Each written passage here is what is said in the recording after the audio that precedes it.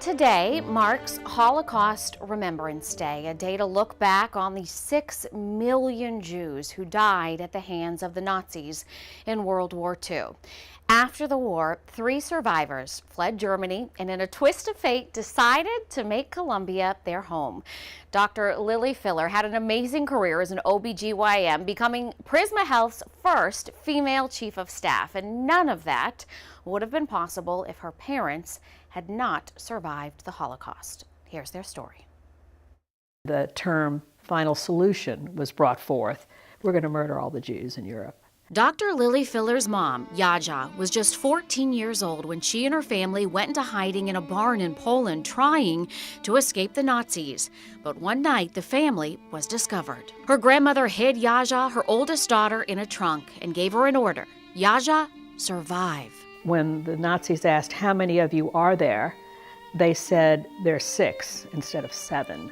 So her parents and her 4 younger siblings went down, and it was heart-wrenching for my mom to be separated.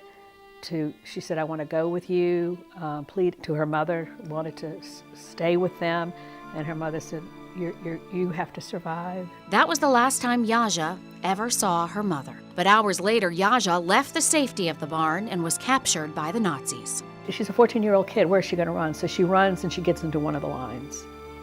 And that puts her on the cattle car, one of the cattle cars that takes her to Auschwitz. Meanwhile, her father, Ben Stern, was also living in Poland when his family was first deported to a Jewish ghetto. These so-called ghettos were places where Jews were sent against their will and isolated. Next, he was sent to Auschwitz. Men and women were separated in these camps, but Ben was in the same dorm with Jaja's older brother, also named Ben. 6 inmates that they slept in the same bunk. So it happened that my uncle, whose also his name is Ben, Scars, was a bunkmate of my father. For almost 2 years, they lived in hell, working long hours of physical labor and facing beatings and starvation at the hands of the Nazis. But Jaja and Ben Stern did what Jaja's mom had prayed for.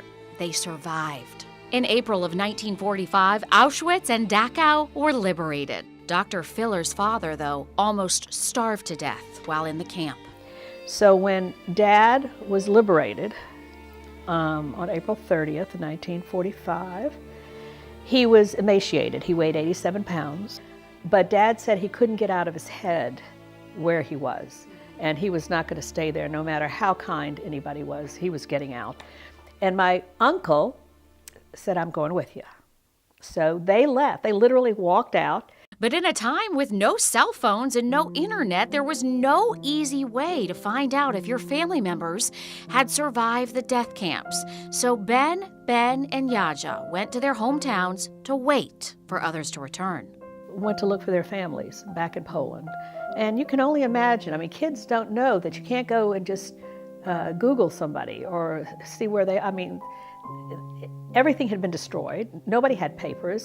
They had to jump trains to get from Munich, Germany into Poland. Back in Poland, Ben found his sister Jaja had survived. Meanwhile, his bunkmate, Ben Stern, was also hopeful. Here is the only remaining picture of the Stern family. Little Ben is on his father's lap. Every single other person in this picture, except for Ben and one of his sisters, died in the concentration camps.